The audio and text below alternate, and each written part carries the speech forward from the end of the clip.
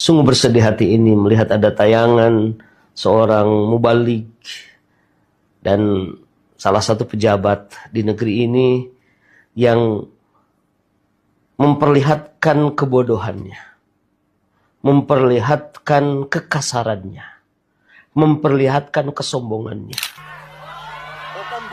Oh kon borong. Es tehmu jek oke ra? Masih. Ya kono didol goblok.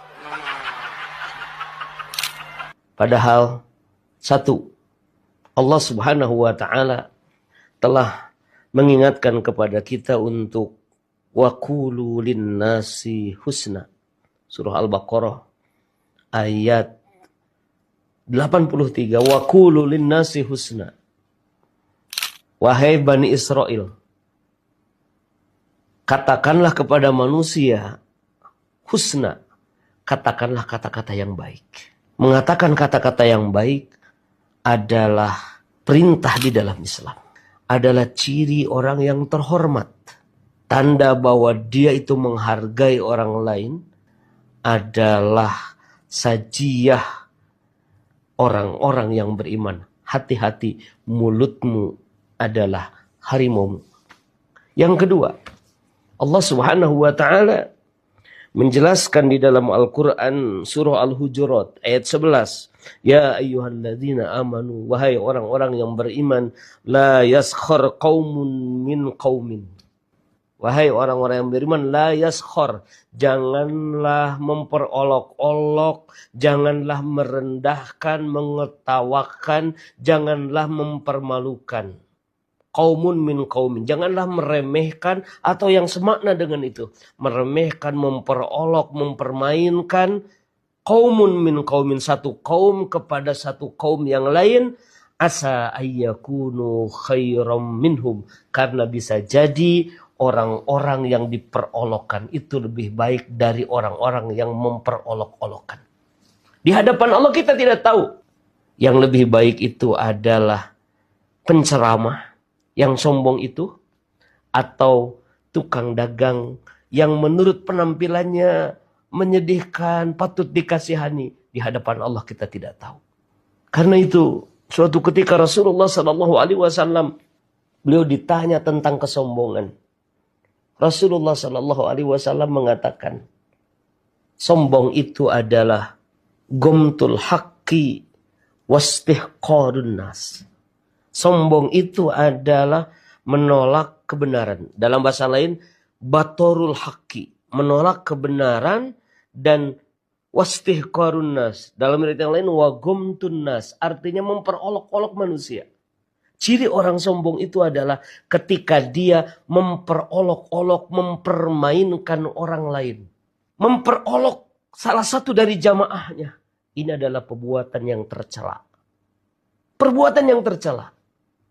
Mungkin maksudnya supaya seru. Mungkin maksudnya supaya ceramahnya banyak didengar.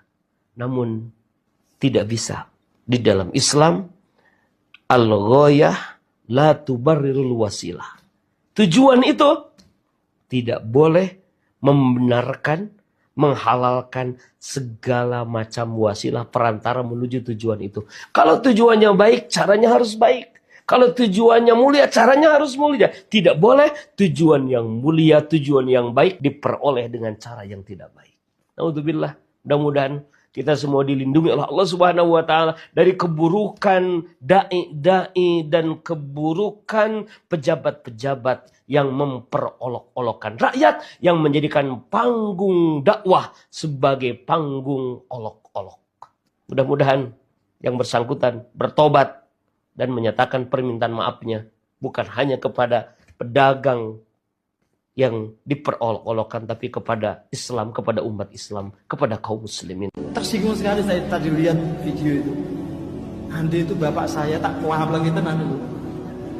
Ande yang dihina bapak saya, malam ini juga tak datangi rumahnya. Saya itu yang bukan siapa-siapanya, Pak. Saya lihat video itu nangis itu. Orang golek nafkah. Ibaratnya orang miskin yang mau berjuang, kok dilecehkan kayak gitu tuh kan? Naudzubillah itu. Dan sekarang mubalik itu modalnya juga seperti itu.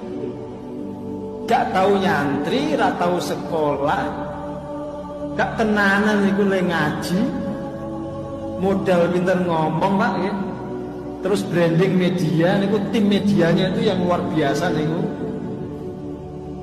Akhirnya dianggap Gus, dianggap Kiai Haji, terus jadi utusan khusus presiden bab toleransi. Oh dia sendiri gak punya toleransi kok. Ngajari orang toleransi itu pripun. Itu Pak Prabowo salah milih nih. Nggih. Nah, ini nanti potong Mas ini videonya. Kirim tag Gus Miftah. Gus jenengan diwejang kali guru saya. Allah itu tidak suka sama orang yang ngomongnya kotor. Atau orang yang berusaha ngomongnya kotor. Ada sebagian di masyarakat itu, kalau ngomongnya kotor, yang lainnya itu pada seneng. Di pasar umpamanya ada yang kagetan itu. Kalau dikagetin keluar ucapan-ucapan seronok. Semua pada ketawa. Subhanallah. Allah benci dan kau suka. Gimana engkau mencintai sesuatu yang Allah benci? Dan ini bermasalah. Kita seharusnya memberikan nasihat kepada dia. Kita malah menjadikan hal itu bahan untuk tertawa buat kita. Seakan-akan yang terjadi sesuatu yang indah. Dan membuatmu tertawa. Tatkala kita mendapatkan orang seperti ini, seharusnya kita paling tidak mengarahkan dia. Kalau memang dia orang yang kagetan, maka kasih tahu dia.